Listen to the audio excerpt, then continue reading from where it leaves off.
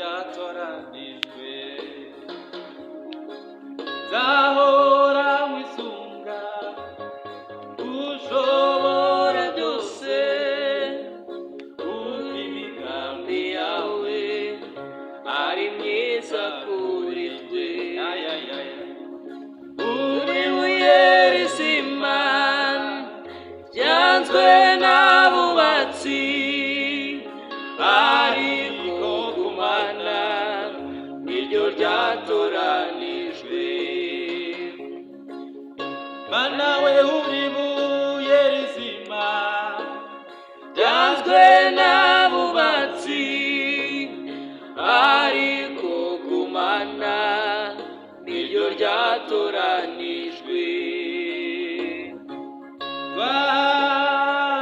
Twakuvaho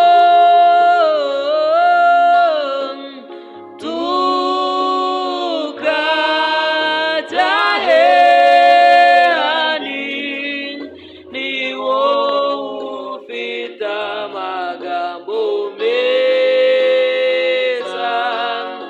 amagambo meza y'ubugingo. Ni wowe ufite amagambo meza, amagambo meza y'ubugingo.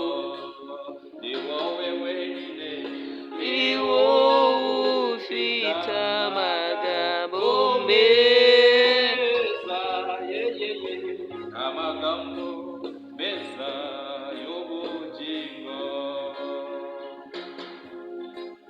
Ubuzima hari byiza tubona tukabifata nk'ibisanzwe, rimwe na rimwe tukumva ko byari bikwiye no kubaho, nyamara burya hari Imana isumba byose bikora, yitwa Uwiteka Nyiringabo, ashimwe. Mu buzima hari byiza tubona tukabifata nk'ibisanzwe, rimwe na rimwe tukumva ko byari bikwiye no kubaho, nyamara burya hari Imana isumba byose bikora, yitwa Uwiteka Nyiringabo, ashimwe. Amaso yacu yabonye byinshi, amatwi yacu yumvise byinshi, intambwe zacu yazaguriye kumukorera. Zakora n'imbabazi agira, ibyo bituma tumukunda, imbere ye niho hari byose twifuza. Uwiteka ashimwe,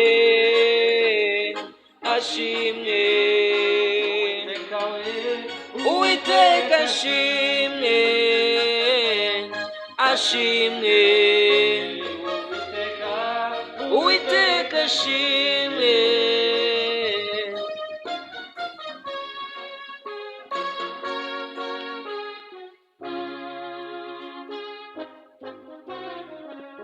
Haleluya. Amen.